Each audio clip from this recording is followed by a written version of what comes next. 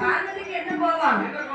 சிவன் வந்து பூஜைக்கு மயங்கி அகல ஒன்று நம்மள மறந்துருவாரோ சிவன் வந்து மேல எல்லோருக்கும் ஒரு பொறாமை வந்தது.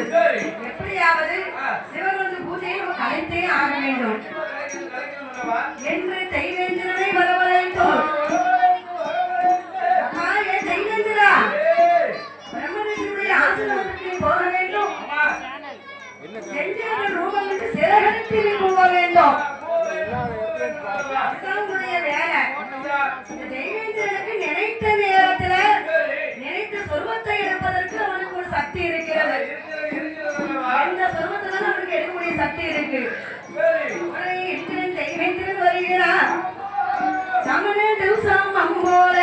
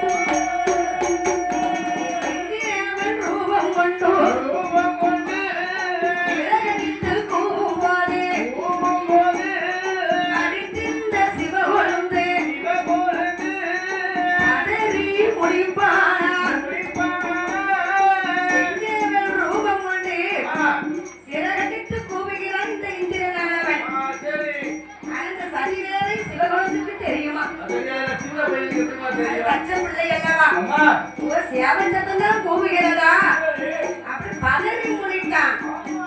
4 மணிக்கு போகக்கூடிய 3 மணிக்கு போகக்கூடிய சேவை அன்று 12 மணிக்கே போகுது. பொழுது முடிந்து விட்டதோ இந்த பாலகன் இந்த சிவகொழுந்து அவன் பதறி முடிப்பான்.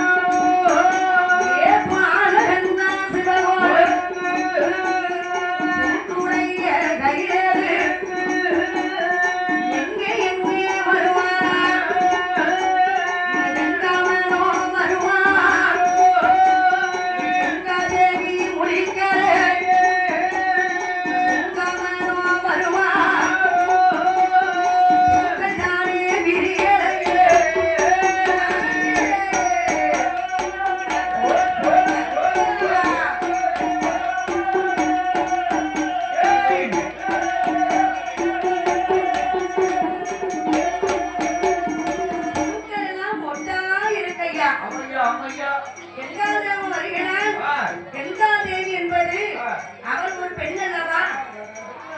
கங்காதேவி நித்திரையில் இருக்கிறார் என்று உறங்கிக் கொண்டு இருக்கிறது.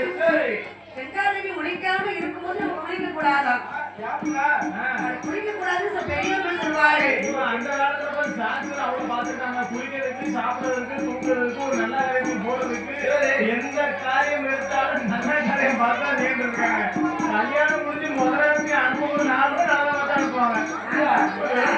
எந்த நேரம் போறது தெரியுது. வயசு 90 வயசு ஆகுது பத்தியா? அனுபவம் நிறைய அனுபவம் இருக்கு.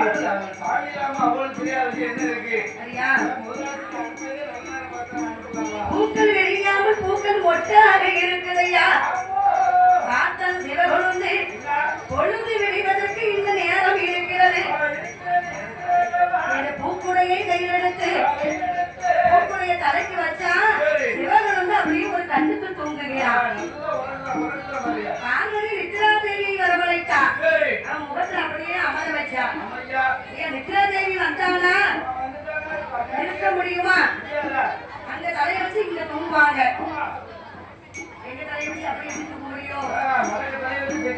படுத்துவாங்க. எங்க அண்ணா படுக்கும்போது தாண்டை வச்சு நல்லா படுப்பாரு. ஆனா கொஞ்சம் நேரம் ஆளுங்க வச்சுக்கோங்களேன், தாண்டு ஒரு நேரத்துல அவருக்கு நேரத்துல கேட்டு கிடக்கும். உண்மையா சொல்றேன்னா எங்க இருப்பா? அப்ப ஒண்ணுமா கிடப்பாங்க. ஆனாலும் இருக்கக்கூடிய சிவகுழந்தையானவள் நல்ல பிள்ளை தூங்குகிறது. காலையில 4 மணிக்கு சிவகுழந்தை நமக்கு பூஜையை முடிப்பானே, பூஜைக்கு இன்னும் வரவில்லையே. இது பரம எதிர்பார்த்து கொண்டு இருக்கிறா. 4 மணி ஆகுது, சிவகுழந்தை வரவில்லை. 5 மணி ஆகுது, சிவகுழந்தை வரவே இல்லை. 4 மணி ஆச்சு, பகவானுக்கு கோபம் வந்துருச்சு. இந்த சிவகுழந்தை எதிர்பார்க்க கூடாது. ஆதிபலம் சட்டையானவை வெண்மாவும் துளசியும் கொண்டு வந்து பகவானுக்கு பூஜையை முடித்தார். 7 மணி 8 மணி ஆகுது, சிவகுழந்தைக்கு அப்பதான் பதவி முடிக்கிறான். சூரியன் உதயமாகி சூரியன் வந்து வெயில் முதுகுல வந்து பட்டுச்சு, பதவி முடிக்கிறது. ஐயோ ஐயோ, அப்பாட்ட என்ன சொன்னோம்? எதை மறந்தாலும் பூஜையை மறக்க மாட்டோம்னு சொன்னவன் நம்ம பூஜையை மறந்து விட்டோமே. இது பாதகன் சிவகுழந்தை அவர் எங்கே வருவாரா? எங்கே வருவாரா?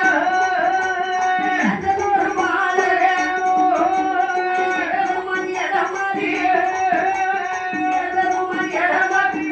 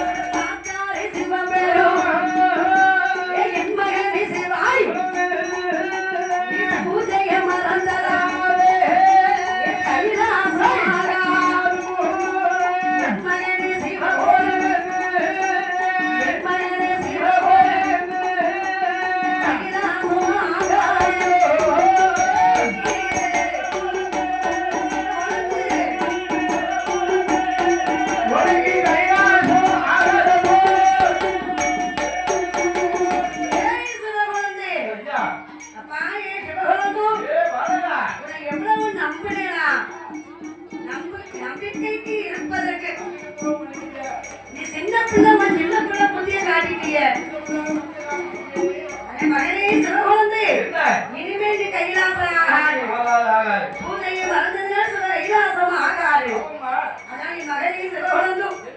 பூஜை செய்து சிவனை அடைந்ததனால சிவன் அனைத்த பெருமாள் என்று ஒரு பெயர். எத்தனை தெய்வங்கள் இருந்தாலும் 21 கூட்டிகளுக்கும் 61 வந்திகாரர்களுக்கும் அண்ணாவி சிவன் அடைந்த பெருமாள் என்று உனக்கு ஒரு பெயர்.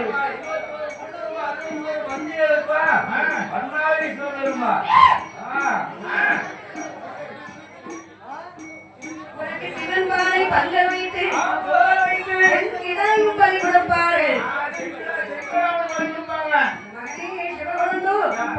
மக்கள் எல்லாம் உன்னை வணங்கி வருவார்கள். அப்பா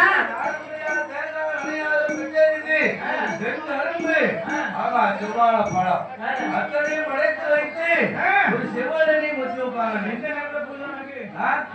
காலையில அதிகாலையில 4 to 6 பூஜை. அந்த பிரம்ம நேரத்துல என்ன காரியம் செய்தாலும் அது எப்பவுமே வெற்றியாக முடியும். அது எந்த நேரம் காலை 4 மணிலிருந்து 6 மணிக்குள்ள எந்த ஒரு காரியம் ஆரம்பிச்சாலும் எந்த தங்கு தலைகள் இல்லாம சிறப்பா முடியும். இந்த பிரம்ம முகூர்த்தம், அந்த பிரம்ம முகூர்த்தம் நல்ல முறையில் நல்ல சுபகாரியத்தை ஆரம்பிக்கலாம், சுப தினங்களை ஆரம்பிக்கலாம், எந்த ஒரு நல்ல காரியத்தை ஆரம்பிக்கலாம். ஆனா 4 மணிக்கு எந்திரிச்சு ஆரம்பிக்கலாம். 6 மணிக்கு எந்திரிச்சு ஐயோ கஷ்டமான முடியாது அம்மா இருக்குன்னு கேட்டாரு. காலையில 4 to 6 எந்த சாத்திரப்படி பண்ணக்கூடாது.